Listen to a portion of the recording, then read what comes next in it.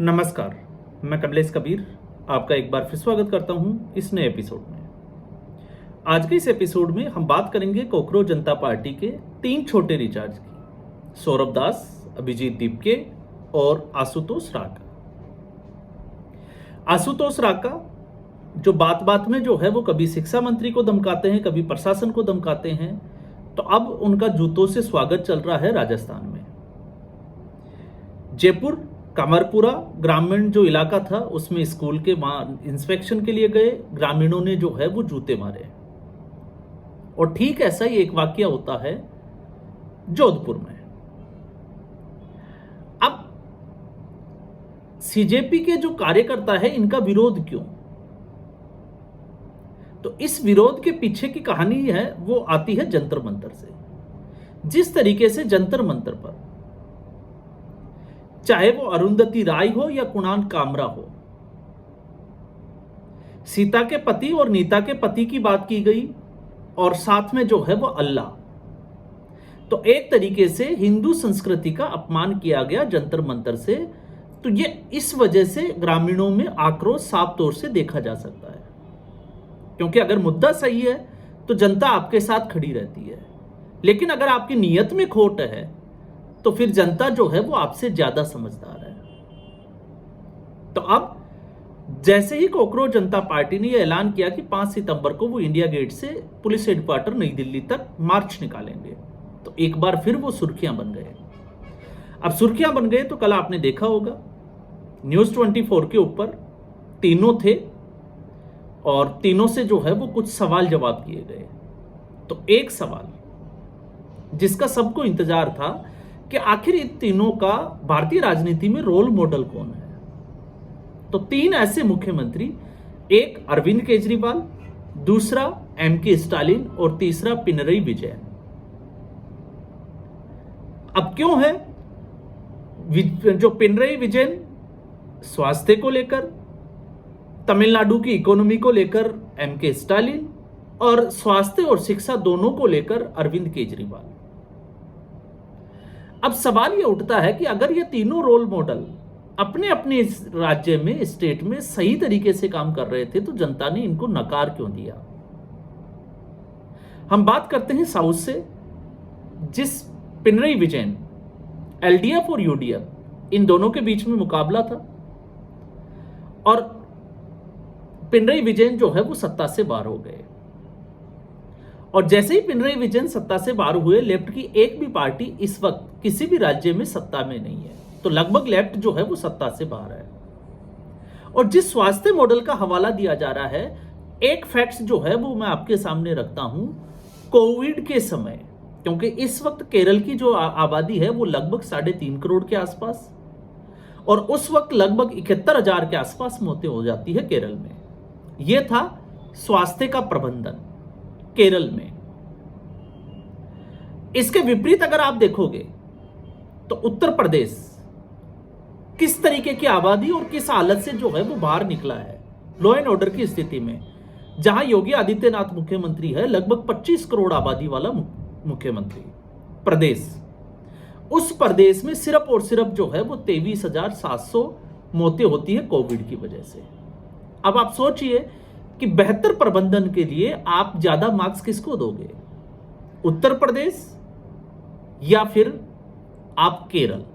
जबकि उत्तर प्रदेश में law and order की स्थिति में अगर आप देखोगे तो अभी इस वक्त पूरे देश में अव्वल स्थिति में है। तो इससे आप अंदाजा लगाइए कि कॉकरोच जो है उनके गुरु कौन है। फिर हम आते हैं तमिलनाडु,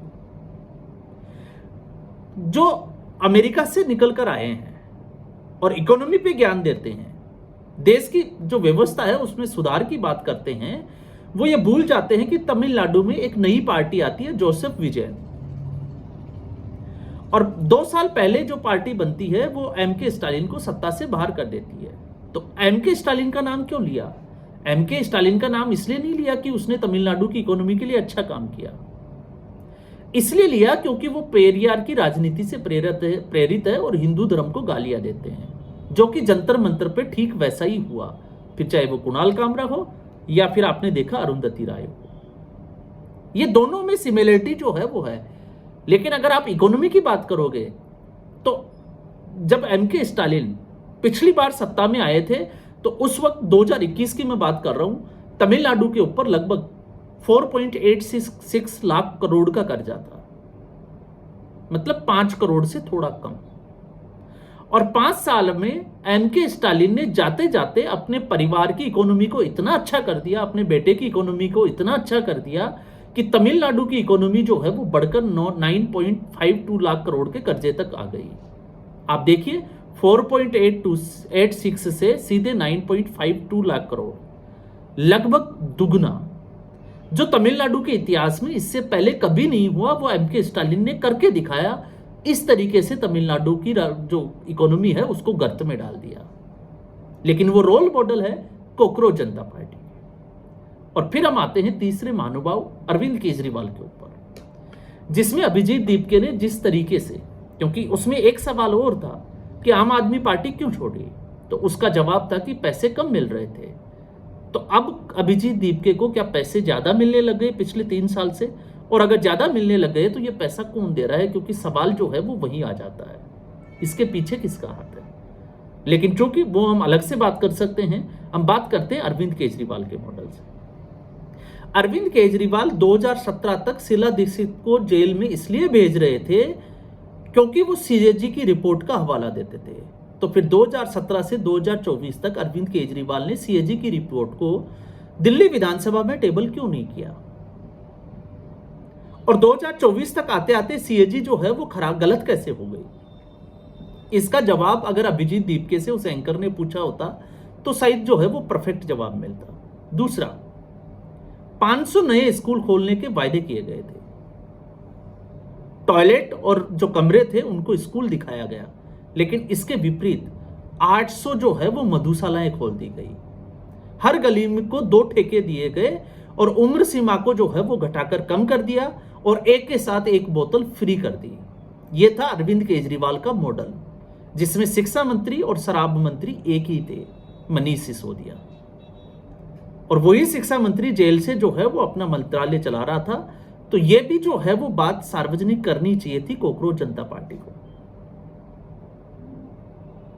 और फिर वही पार्टी जो है वो पंजाब में दावे करती है नशे के खिलाफ अभियान की, जो दिल्ली में खुद जो है वो एक बोतल के साथ एक बोतल फ्री में दे रहे हो, वो पंजाब में नशा कैसे खत्म कर सकते हैं? और पंजाब की लॉ एंड ऑर्डर की स्थिति क्या है वो आप अंदाजा लगा सकते हैं। और इस वक्त मनीष सिसोदिया, जो कि मैं हर बार कहता हूं कि कैप्टन अमरिंदर सिंह के समय में जो स्कूलों का कायाकल्प हुआ उसको प्रोजेक्ट कर रही है, उसका लाभ लेने का प्रयास कर रही है आम आदमी पार्टी। ठीक है, हम वो भी मान लेते हैं।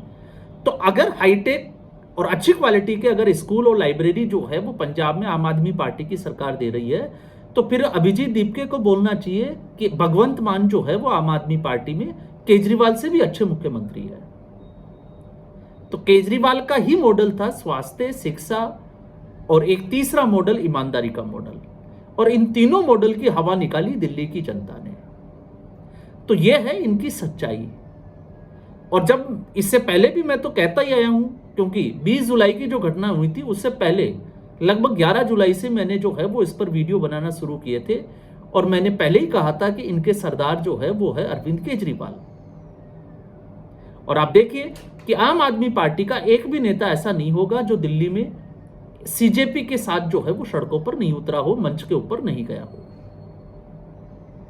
यह है सच्चाई अभिजीत दीपके, आशुतोष राका और सौरभ दास, जिनको यह लगता है कि उनके घर पर अगर कोई यूट्यूबर आ जाए तो उनकी निष्ठा का हनन हो जाता है। लेकिन वो 30 लोगों के साथ और 50 लोगों के साथ कैमरे और लाव लश्कर के साथ स्कूल में चले जाते हैं, अध्यापकों को और प्रधानाचार्यों को धमकाते हैं और छात्रों की जो है वो फोटो लेते हैं। तो क्या उन विद्यार्थियों की निष्ठा का हनन नहीं होता? तो उनका हनन भी होता है। लेकिन चैनल न्यूज़ 24 आप समझ सकते हैं, और चैनलों का इस वक्त मीडिया के क्या हालात है वो भी जो है वो किसी से छुपे हुए नहीं है। तो मीडिया, उसका दोगलापन, उसका दोहरापन और एक तरीके से क्रांतिकारी कॉकरोच, ये क्रांतिकारी कॉकरोच नहीं है, ये देश में अराजकता फैलाने वाले कॉकरोच है, जिनका सिर्फ एक ही काम है गंदगी में रहना, गंदगी से बाहर निकलना और गंदगी फैलाना। इससे ज्यादा जो है वो ये लोग कुछ नहीं कर सकते और धीरे धीरे एक्सपोज होते जा रहे हैं और आने वाले समय में और ज्यादा एक्सपोज होंगे। तो इस वीडियो में फिलहाल इतना ही। उम्मीद करूंगा वीडियो एपिसोड आपको पसंद आया होगा। वीडियो को लाइक करें, शेयर करें, चैनल जरूर सब्सक्राइब करें। धन्यवाद।